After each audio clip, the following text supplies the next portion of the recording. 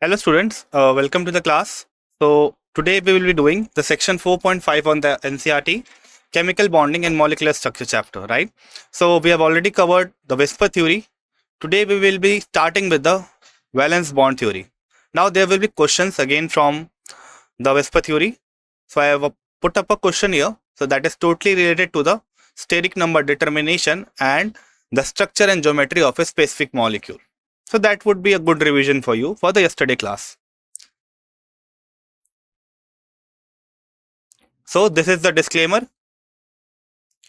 If I talk about today's objective, then it is covering the valence bond theory and using it to form the covalent bonds. Okay, so we will see how the valence bond theory was used, and it was used to explain the formation of bond. I will take up a simple molecule of hydrogen and explain its formation, molecules formation with the help of VBT. If I talk about the specific NCRT section, then it is of course 4.5 and it is named as valence bond theory. So let us begin our discussion on the topic, which is valence bond theory. Now, according to the valence bond theory, it is based upon the overlap of atomic orbitals. We know that every atom has shell, then the shell has a subshell, and the subshell has atomic orbitals. Now, valence bond theory says that whenever there is a formation of a chemical bond, the atomic orbitals of the specific atom combine, and after combining, their electrons are localized between two or more atomic orbitals. So what is the meaning of this? Whenever we say about an electron, in the case of an isolated atom, then in that case, the electron is only affected by the nucleus in which it is present. But as soon as this isolated atom forms a bond, now your electron is influenced by two nucleus, or I would say two nuclei, right? And in that case, your electron pair is localized between those two atomic orbitals. Now, this is the basis of the valence bond theory. So, we will understand this whole process of this overlapping of atomic orbitals with the help of the formation of hydrogen molecule. In this case, I would say in this class, I will be totally dealing with the energetics of the same process. Now, what would be the after effect of the formation of this overlap of atomic orbital? So that would be discussed tomorrow. Today, our focus will be on overlapping, that how the atoms come together and they combine to give you the final molecule. For that purpose, I have taken a very simple molecule, which is hydrogen, so that the number of interactions can be kept at a bare minimum.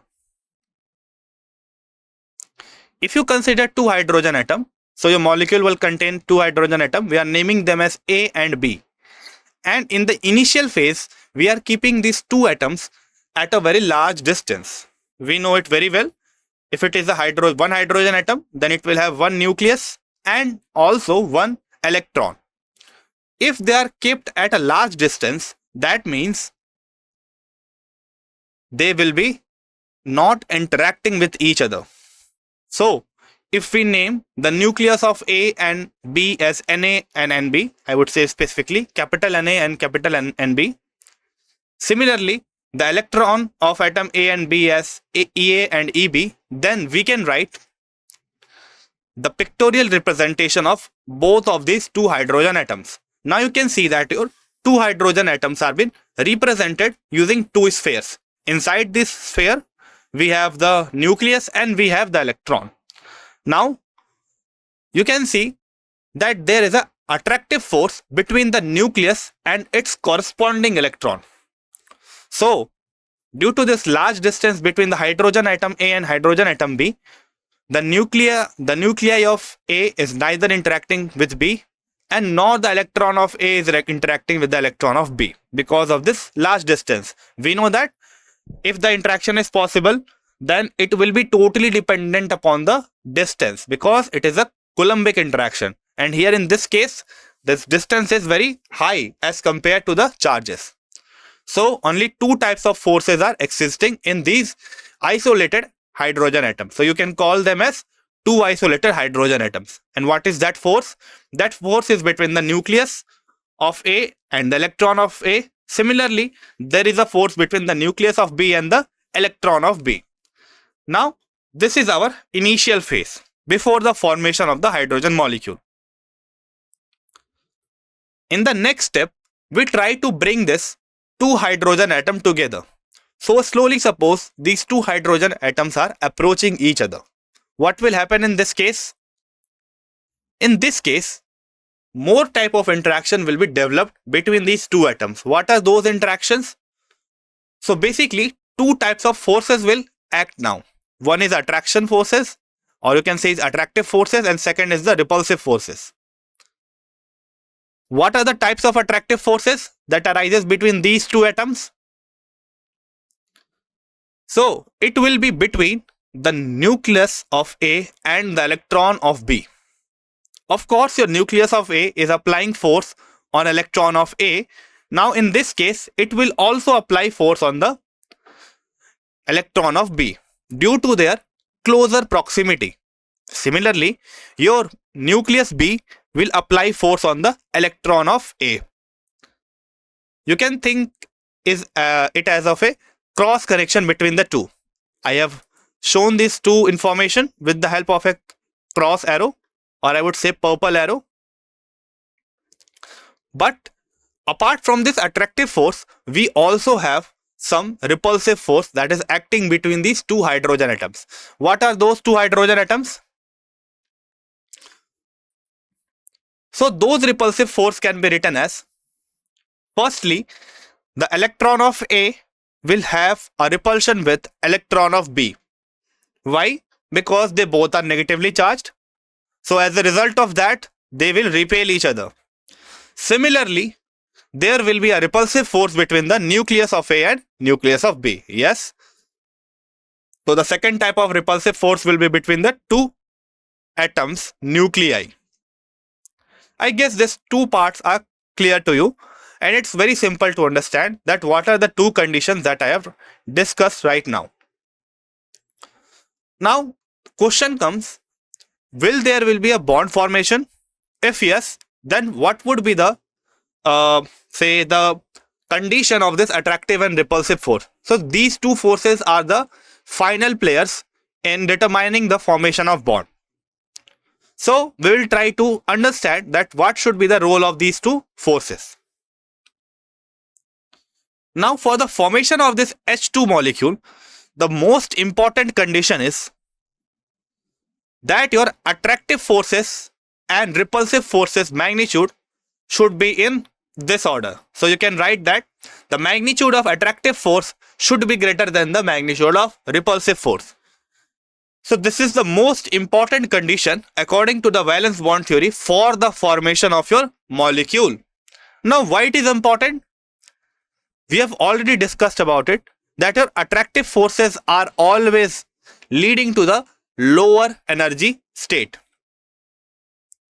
So the reason is very obvious. Whenever there is a hype in your attractive forces, the energy will go down and it will result in a greater stability of the molecule.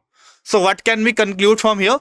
That for any bond formation, your attractive force should be greater than the repulsive force, because the attractive forces results in lower energy, that means greater stability. And here we are talking about the H2 molecule. So same should be applied for the H2 molecule. Now we know it very clear that your H2 molecule is possible. Okay. And this has been proved experimentally that your attractive forces for H2 molecule is greater than the repulsive force. Due to this condition being satisfied, that is your attraction force will be the attraction force between the nucleus of A and the electron of B, and the attractive force between nucleus of B and the electron of A. Overall, this force will be greater than the repulsive force, which is between electron of A and electron of B. Similarly, the nucleus of A and the nucleus of B. And as a result of this greater attractive force, the formation of H2 molecule is possible. So what we have discussed till now, that initially we have two atoms, isolated atoms, and in those state only one type of force is being seen, which is between the nucleus and the electron of its individual atom. Okay, but as soon as the atoms come closer, there will be buildup of new attractive and repulsive force, and those attractive and repulsive force should be in the order such that the attractive force should be greater than the repulsive force for the formation of bond. And this is seen experimentally for the hydrogen molecule. Therefore, your hydrogen molecule is possible. Okay. Now, if I ask you that what would be the case for the helium molecule, means what would be the magnitude comparison of the attractive and repulsive force in case of helium molecule, then what would be your answer from your previous experience? So just think about this also. It's very simple to guess. So which one will be less and which one will be more? Your attractive force or repulsive force in the case of helium molecule? Here is a hint for you. The hint says that helium has a complete octet. Okay, helium has a complete octet. Okay, now if you are able to think about it, then you should realize it very quickly that helium-2 is not possible, and that is not from your energetics part till now, till this discussion, because you are only aware about the octet. So from that part and from the knowledge of the book, you are damn sure that your helium-2 is not possible, and this has been proved experimentally.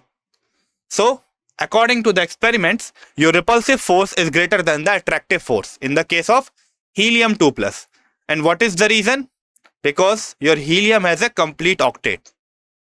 Okay, so I guess this part is clear to you. Now we will try to analyze the energy conditions that is being transitioning throughout your process. So that's the most important part. Okay, you know that there are attractive force and repulsive force, but what about the overall energy? How is it behaving when your hydrogen atoms are approaching each other? So that is the most important part of discussion, and now that will be discussed with the help of a diagram. Yes, helium has a duplet, but that would not be a good answer, because the repulsive force will be greater for the helium-2 as well as your argon-2 as well as your neon-2 and any other noble gas. Okay, because it has a complete octet. And experimentally, I would say the reason would be the attractive force are in lesser magnitude as compared to the repulsive force. Got it? Now let us move on to the energetics part.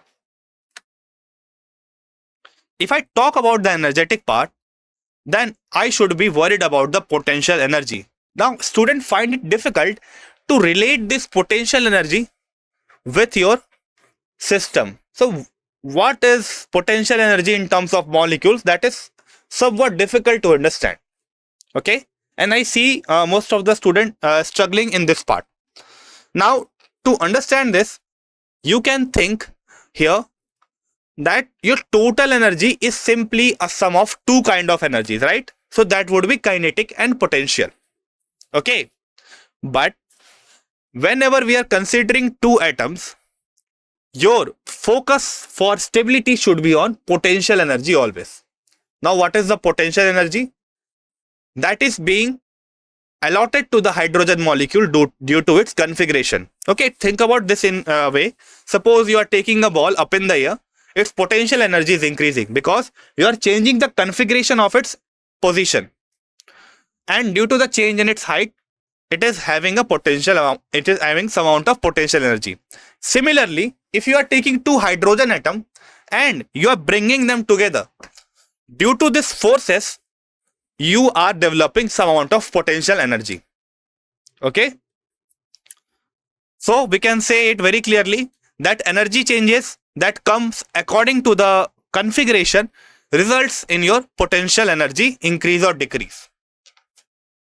Now with this concept in your mind, let us move on to the variation of potential energy for the hydrogen molecule in different distance cases. So it is being seen that whenever two hydrogen atoms approach each other, then the potential energy of the system decreases. Now, what is the meaning of system here? It's most important. So, when you are considering two hydrogen atoms, two isolated hydrogen atoms, and if you take them as a whole, where you are observing it, you will tell that, okay, this set of two isolated hydrogen atoms will be considered as a whole, as a system. Okay. So, it is written here that whenever you bring two isolated hydrogen atoms together, you will get what? You will get a decrease in energy for the, especially the potential energy. Yes, you can call that whole system as a molecule. There is no issue in that. Okay, so that would be also good to tell. Now here comes your diagram. So this diagram is very, very important for your VBT theory. VBT, okay, how it is important? So there are three conditions that are being mentioned here. If I talk about the first condition, then these two hydrogen atoms are at a larger distance. So you can think of two cases that we have discussed right now. In that case, what will happen? Since your atoms are at a larger distance, there will be no forces that will be acting between these two. Okay. And this larger separation results in a higher energy compared to the energy when they are kept closer. So you can see now we are decreasing the separation between the two atoms. If you move from the right most to the left, then what you can see? On moving from right to the left, that your energy is decreasing. So initially it is closer to zero. Now it is becoming more and more negative. That means your overall energy is decreasing here. And what is the reason that it is decreasing? If I ask you, then your answer should be from your previous experience that since your two atoms are coming together, they are trying to complete its octet. Okay, so that would be the simple answer, you know. Okay, and due to this, your overall energy is decreasing. Now this energy goes on decreasing and decreasing. And at last, you see the formation of H2 molecule. How? So let us just transition through all of these steps. So three steps are there. In the first stage, if you see, the two balls are not touching each other. In the second stage, they are touched at last by the circumference, and at last they are being overlapping with each other. Means one is placed upon the other. In this case, where the system is overlapping with each other, the energy is the bare minimum possible. Okay. So this is the minimum energy that your hydrogen molecule can possess. And this is called as the minimum potential energy, which is even lower than the zero potential energy. And it is the most negative energy possible for the hydrogen molecule. Now in this case, we will say that, okay, since your energy is minimum in this case, therefore your hydrogen bond is being formed between the two hydrogen atoms. And that results in a stable H2 molecule. Okay. So what are we telling? Initially two isolated atoms were there. We were slowly bringing them together. At last, there is a point when the potential energy goes to a minimum. And we say that at this point, your bond is formed between the hydrogen atom and you get a stable H2 molecule. Experimentally, it is found that the distance at which your energy is found to be minimum is called as the bond length. Okay, and this value is 74 for the hydrogen molecule. So this is very, very important. So there may be a question in the exam in which your distance is marked for different potential energy. Now where the distance is minimum, you will call that radius as the, or I would say the distance as the bond length. Now we have already talked about bond length, that it is the distance between the core of your, or I would say the nuclei of the two atoms. Got it? Is it clear? I hope you are getting the point that what is bond length here and at which point you will say that your bond length is being attained, right? Now, let us move on to the energetics part. What is happening to the energy throughout this process? We have seen it qualitatively that it is decreasing, coming to a minimum. And after that, one more point, very important point, that after this minima, just after the minima, you can see a shoot up. that your curve is shooting up to the top. Now this shooting up is representing what? What would be the, I would say, the condition of the attractive and repulsive force after this minimum potential? So you would say that after this point, your repulsive force is dominating. So it is dominating, and at last you are getting the maximum energy. Okay. So we can overall summarize this diagram and say that initially we have two isolated atoms, then they come closer and closer. After coming closer, then energy go on decreasing and we got a minima. At that point, whatever be the distance of separation, we call it as the bond length. And after that, the energy shoots up because the repulsive forces starts to dominate. Okay. So this is the overview of your valence bond theory and the qualitative statement of this valence bond structure. Now let us move it for the quantitative nature. So what is happening to the actual value of this energy? If I talk about that part, then two things are very noteworthy. The first thing, if you look at the potential energy curve for the H2 formation, then its bond formation releases 435.8 kilojoule of energy per mole of hydrogen molecule. Means if you are combining 2 moles of hydrogen atom and getting 1 mole of hydrogen molecule, then it will release 435.8 kilojoule of energy. Okay. So why does the attractive forces or the repulsive forces dominate? So you can't just tell it by looking at the diagram. Okay. So this is being found experimentally. You can think of it as an interplay between the distance and the amount of charge. So initially you would say that since the distance is being more prominent for the attractive force, or you would say that the attractive force is finding it more easier to dominate, so we are getting a greater attractive force and therefore the energy is decreasing. After some point, the distance is appropriate for the repulsive force. So after the minimum point, it is shooting it at a higher point. Okay. So it cannot be rationalized, right? That why it is decreasing or why it is increasing. You can think it of as a function of distance simply. Got it? Now coming back to the diagram, if you look at the diagram here, then you will notice that a hydrogen molecule is becoming stable, and at that point 435.8 kilojoule of energy is released. For how much molecule? For 1 mole of hydrogen molecule. Now this energy is being marked here as 435.8. So what would you say about the bond length and the energy? The minimum energy that is possible for a system of atoms to form a molecule is called as the bond energy, and the minimum distance between the two atoms is called as the what? It is called as the bond length, where the energy is minimum.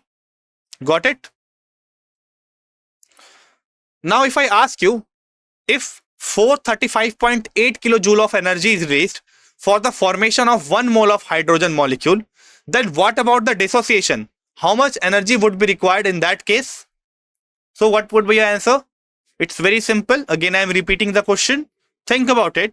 If 435.8 kilojoule of energy is required to build 1 mole of hydrogen molecule, then what would be the amount of energy required to break that same amount of molecule? Okay, yes, it would be same. And from here you can calculate it for 1 molecule also by simply dividing it by the Avogadro number. Okay, because it is given for 1 mole, you can convert this energy from 1 mole to 1 molecule. So this energy which is required to break 1 mole of hydrogen bond, it will be called as bond dissociation energy, and it will be equals to 435.8 kilojoule. Now second important thing about this part is the thermochemical equation. You can look here and say that H2 is gaining this amount of energy and it results in the breaking of bond of H2 to 2 isolated hydrogen gaseous atoms. Again, one more important point here. If you are talking about the formation of bond, then in this process your energy is released. So you will give your value a negative sign. But if you talk about the dissociation of H2 molecule, then in that case you are breaking the hydrogen molecules bond. So in that case your energy will be given to the system, and in that case it will be positive. Got it? So it is very important to notice here. Okay. Now this was all about the formation of H2 molecule. We will treat different molecules on the basis of atomic orbitals in the next class. We will see how the orbitals overlap. That would be a different part to discuss. But before discussing that, or I would discuss in the next class. So before discussing that, let us look at a question which is related to the whisper theory. So we have talked about the whisper theory, but I think much more of a discussion is required to explain the specific positions of atoms and lone pairs. So here is a question for you regarding the same. Just think about it and write that what is the correct answer for it. Question says that you have to comment on the position of lone pair in the molecule of SF4. Okay. So you have 30 seconds to think about it. Just try to draw the diagram, I would say the geometry, the shape, and think that where should you place the lone pair. So there would be two positions that are possible for one lone pair. Just think about it. Your time starts now.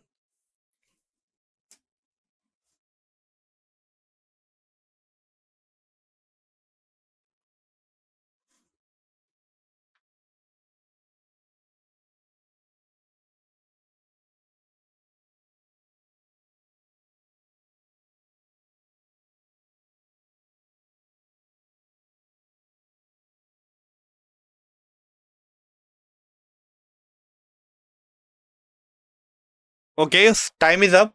Just think one important thing here. Okay, so that is your steric number. First the Lewis structure, then the steric number, and then the position of lone pair. So that would be the last thing to discuss. So I will go step by step and then try to determine that what is the position of the lone pair. Now those who have solved it, the answer would be that the position of the lone pair should be on the equatorial position. Now a new term has been written here which is equatorial. Okay, now this term is grammatically known to you, right? But what about the position, means the equatorial position in a molecule? So I will tell about that. Now starting from the Lewis structure. If I draw the Lewis structure of SF4, then I would get this kind of structure where your sulfur atom is being attached to each fluorine atom by one bond. Okay, and this Lewis structure results in two things. First of all, you can see that there is a lone pair on the central atom, and second thing, that there are four bond pairs which are present on the sulfur atom. Okay, so we now know two things.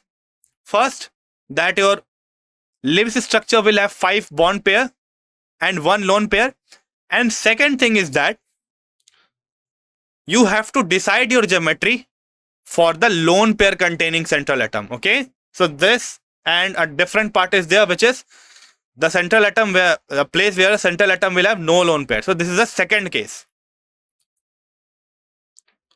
Now since you got your lone pair and your number of bond pair by drawing the Lewis structure, now we can move on to the determination of the steric number. Before I move to the solution, I would suggest all of you just think about the steric number. It's very easy to calculate.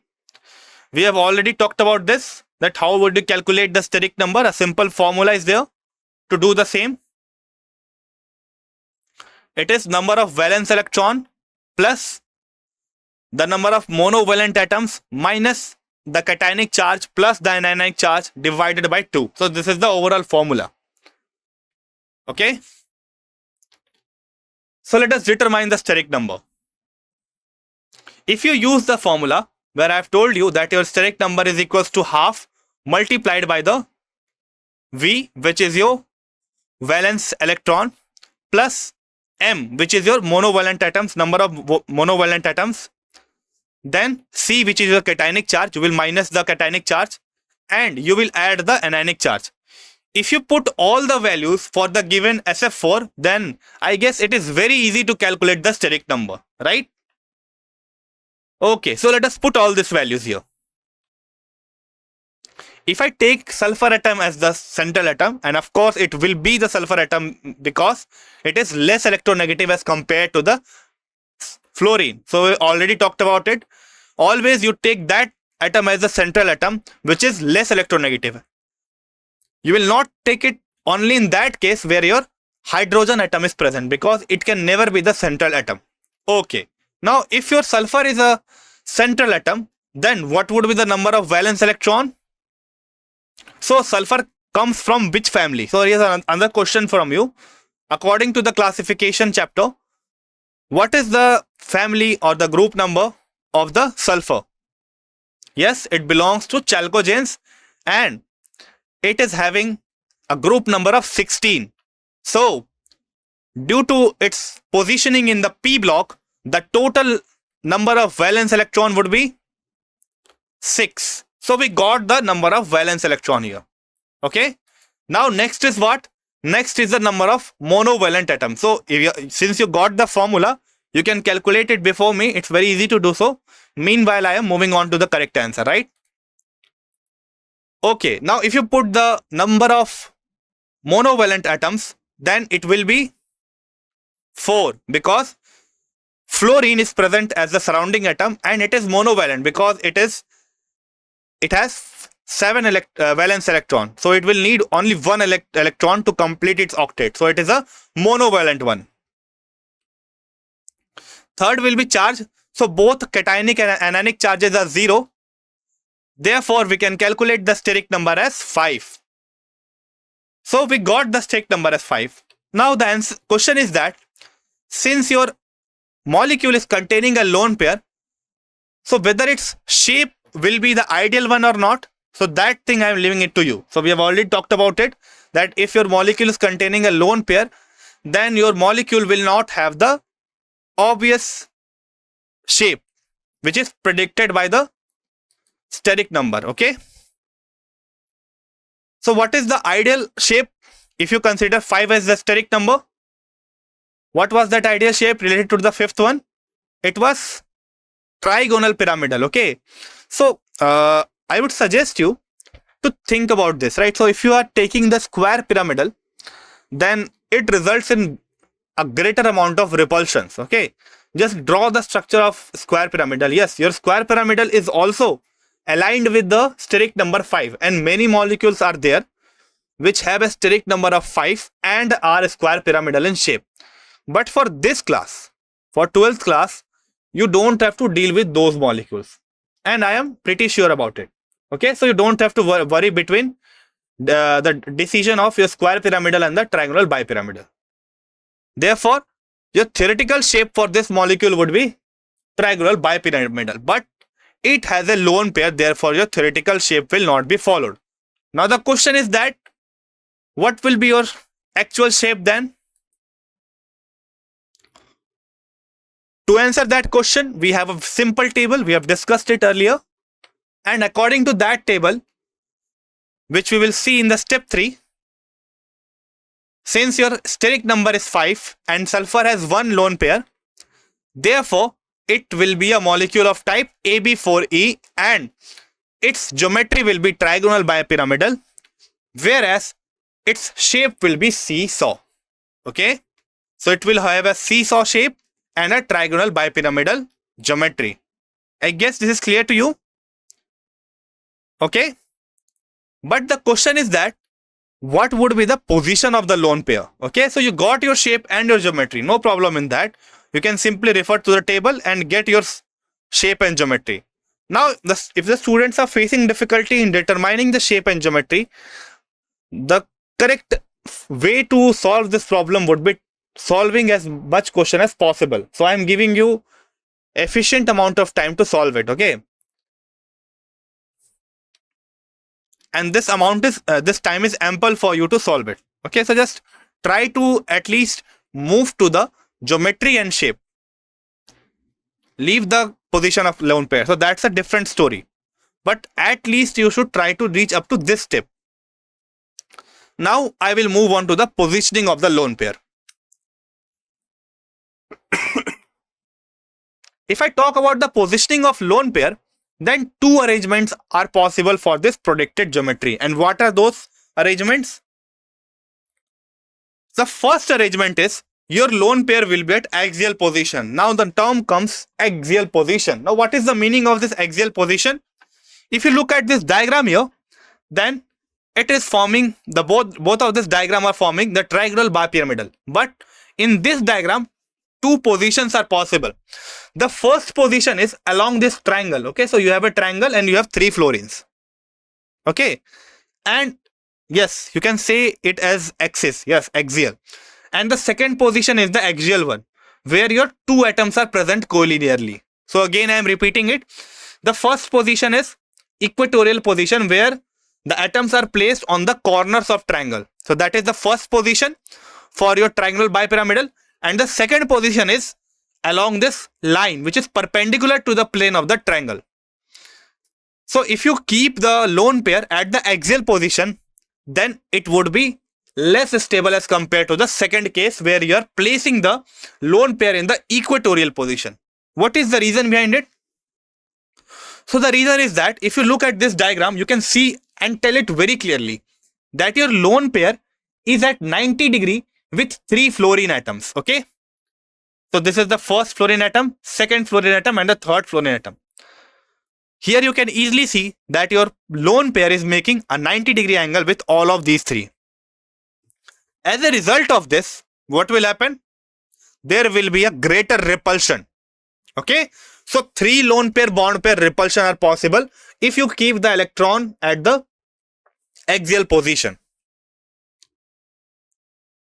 Okay, now in the next case, what we do for the more stable part, if you see, then the electron is present at the equatorial position.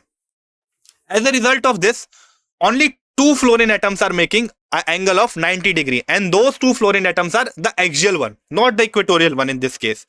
See, there is a 90 degree angle between the lone pair and the axial one, and similarly the downward fluorine also is making the same angle.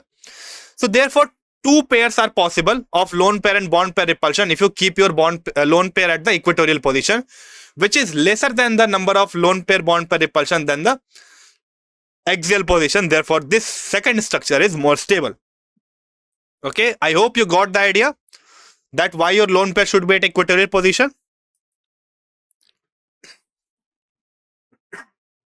So this was all for today's theoretical part. Now I will move on to the DPP.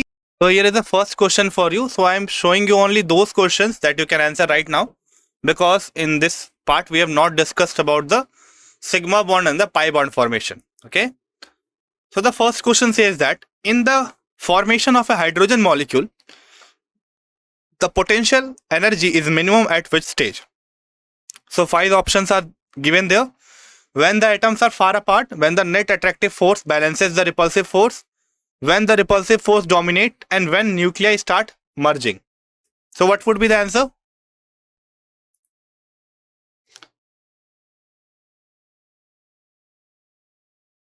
So the correct answer for this would be when the net attractive forces balances the repulsive force. Okay. So that is the position where your potential energy is found to be minimum.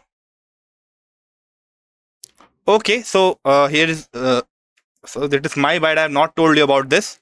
So let me tell you about this. Okay, of course your bond formation is only possible when your attractive force is greater than the repulsive force. Yes, so that is true.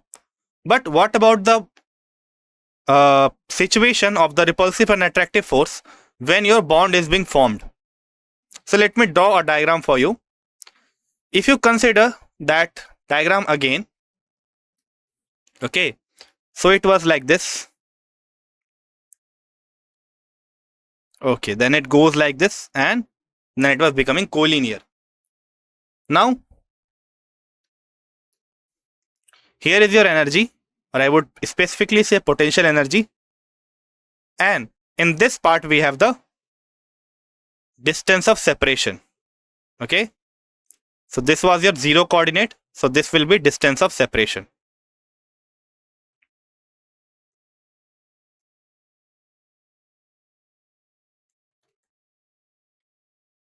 Now in this diagram, if you see, then we have more labeling. This was labeled as the minimum potential energy. Okay. Minimum potential energy. And this same thing is mentioned as, this distance is mentioned as the bond length.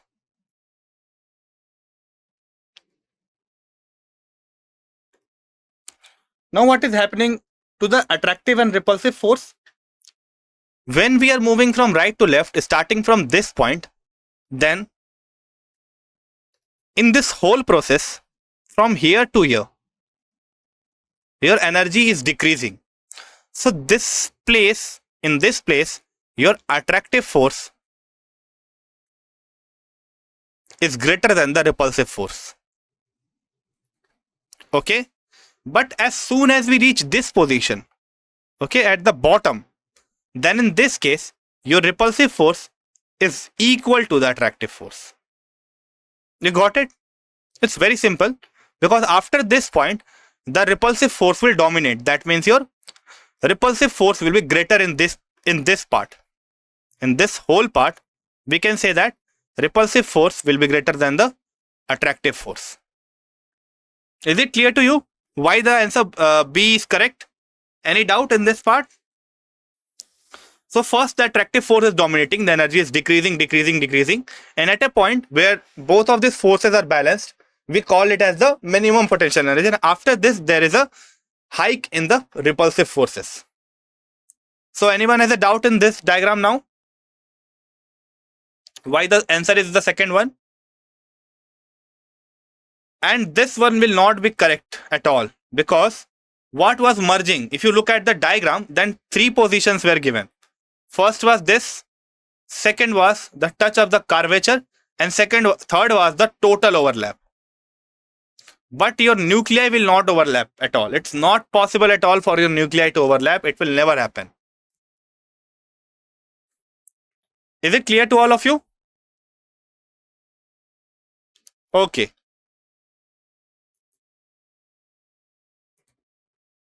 Now, moving on to the next question.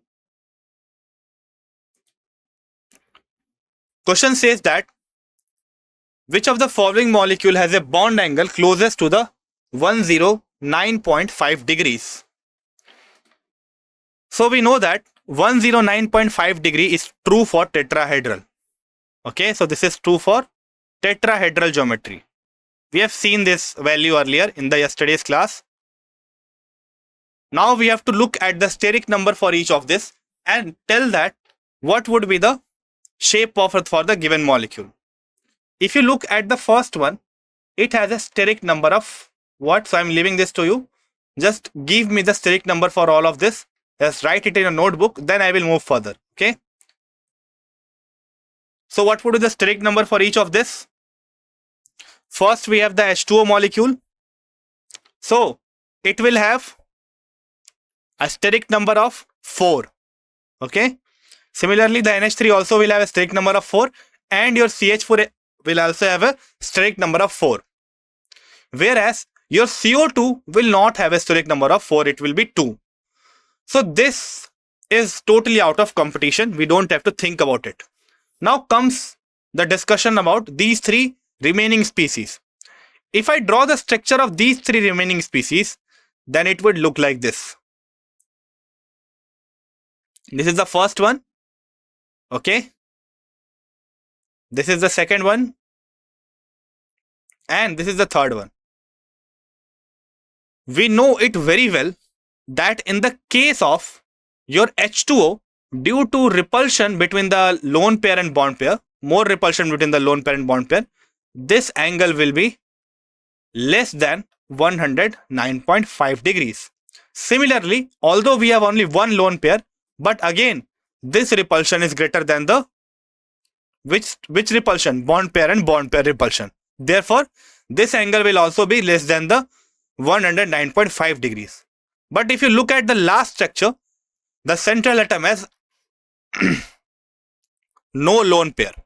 Okay, it has no lone pair. Therefore, it will have an ideal structure. We have talked about it earlier that if your lone pair is 0 in the central atom, then it will have an ideal structure. Therefore, its angle will be equals to what? 109.5 degrees. Now, what about the structure, geometry and shape? So, if I write the geometry and shape, then the geometry of this would be tetrahedral. Okay, similarly, this will be also tetrahedral, and this one also will be tetrahedral. Whereas the shape of the first one would be bent. Okay, the second one would be trigonal pyramidal, not bipyramidal, trigonal pyramidal. Why I am calling it a pyramidal? Because your 3H molecule are like this. So it's like a samosa. Okay. And the last one is tetrahedral. And here the shape is also same. Okay. So for ideal molecule, we know that where there is no lone pair, the shape and geometry is same.